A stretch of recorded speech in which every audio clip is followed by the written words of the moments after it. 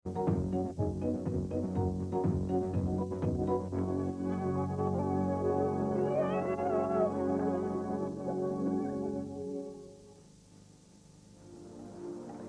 Hampton Court Green. As a piece of parkland, there's nothing extraordinary about it. But in just 24 hours, it will be transformed into a myriad of lights, colour, smells and sounds. The funfair is coming to town.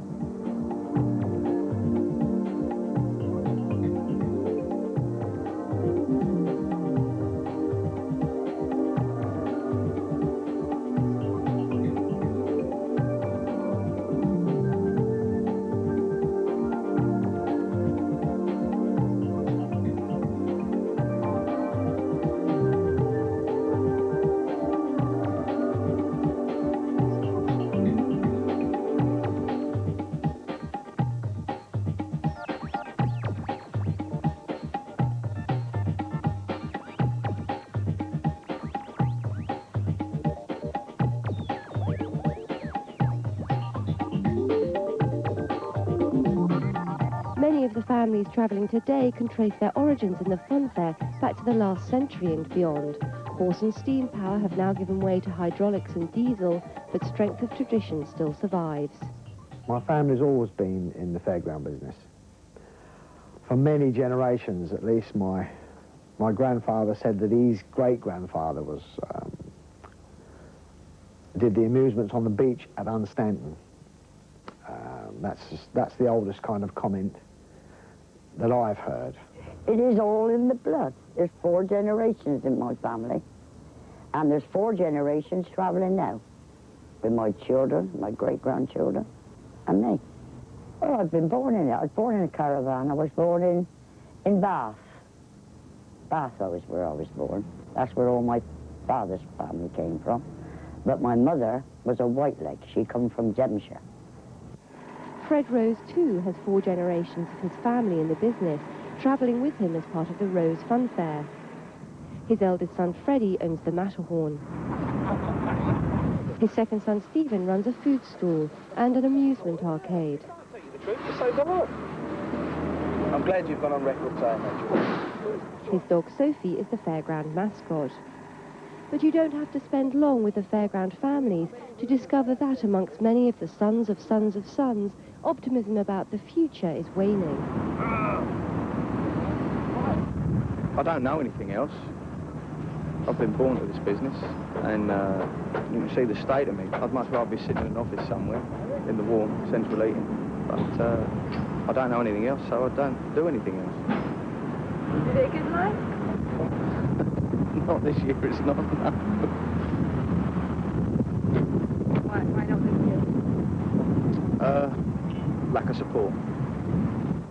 This year has been a bad one for the fair, and when the crowds don't turn out, the numbers don't add up. Yeah, but if it was connected up. The dodgems cost £1,000 a week to run, every week. So I would hope here, over the 3 days here, to take at least £2,000, because I've got VAT to pay and staff to pay, insurances and public liabilities, your wear and tear and your maintenance and rent, etc., generators and the fuel they take. There's no fairground millionaires. There are wealthy people in the fairground business, just there is in any other business. But predominantly 90% of showmen is just a way of life.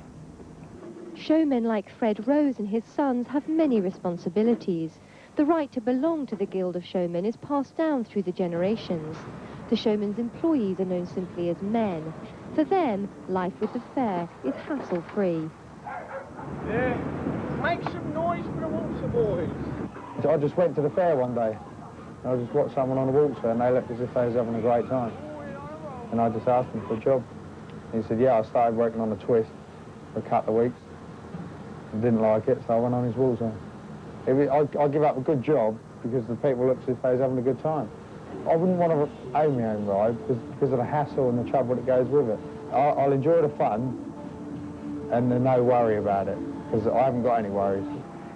But before the fun is the hard work. It'll take 2.5 days to set up this fair.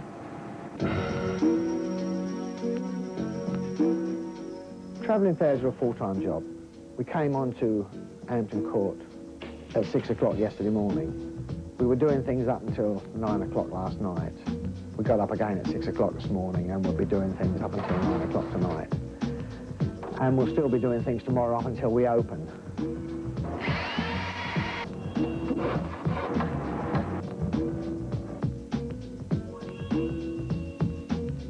Telephone number, right? Yeah, she's coming up breezy all the time, isn't it? She's coming across here now, see? We're all friends. We've all seen one another grow up. We're like a family. We all got to be like a family. I mean, you got a friend, and then you see their children grow up. Their home's your home, and that's how you go on. We're very, very close race of people in regards to that. We're a type of people that always looked after ourselves and our family. I mean, whatever we got, we've always had to maintain and keep our own family out of whatever we're doing. Elderly people like Mrs. Clements can rely on help during setting up. Oh, boy, John, morning. At busy times, mutual back scratching is essential. Freddie is separated from his wife and can't put up his ride and look after his son, also called Freddie, at the same time. Both he and his brother Stephen are grateful of a helping hand when it comes to childminding.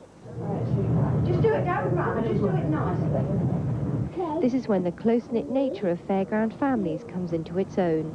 Carol Rose enjoys the chance to spend time with her grandchildren. And great Granny Rose can also be called upon to lend a hand. But despite the fact that they live in each other's pockets, it's rare for the whole extended family to be in the same place at the same time during the months they're travelling. There's simply too much to do.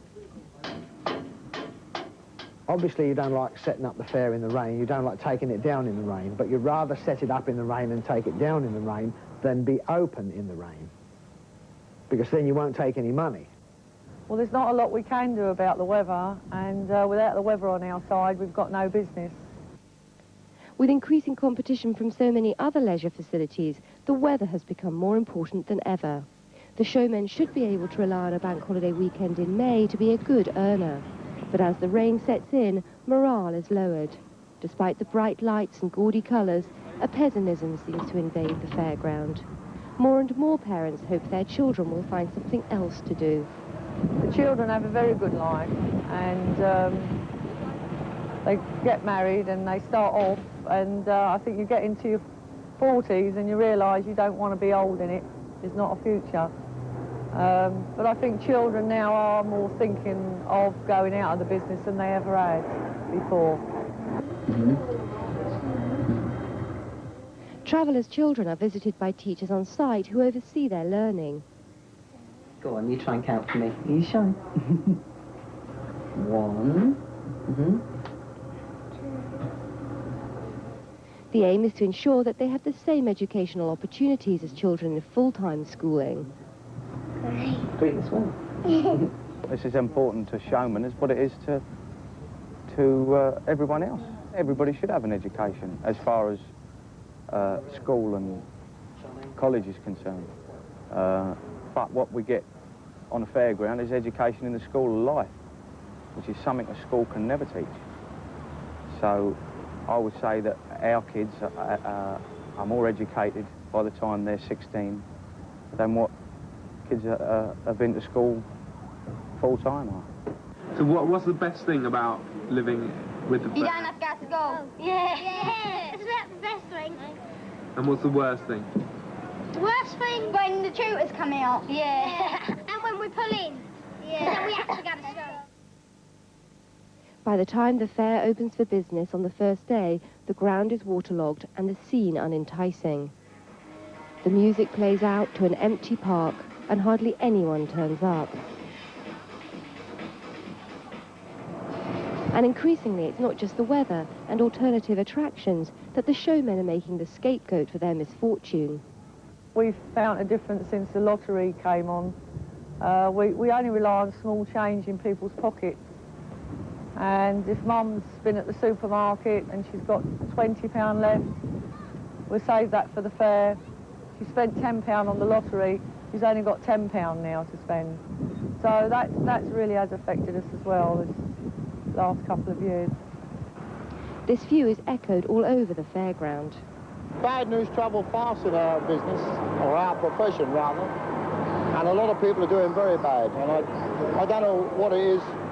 The lottery isn't helping, I've got to tell you that. It isn't helping. Oh, the lottery's done us a lot of harm on Saturdays, a lot of harm. Because people wait in on Saturdays for the lottery, and they don't come on the fairground and spend with us. So it's done us a lot of harm. And time now for the lucky winning lottery numbers for this evening. And the numbers are 2, 6, 14, 28, 39, 41, and the bonus number is 19. What's all night? Ah. Point it to that pouch. All night. 4 to 6 to 9 o'clock. Was it 9 o'clock? Isn't it? How's it going? Need you ask? Need you ask?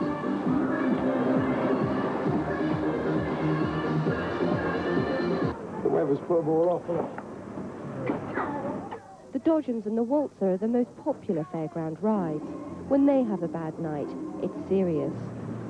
Hopes now rest with Bank Holiday Monday to make up for what has been a dismal weekend so far.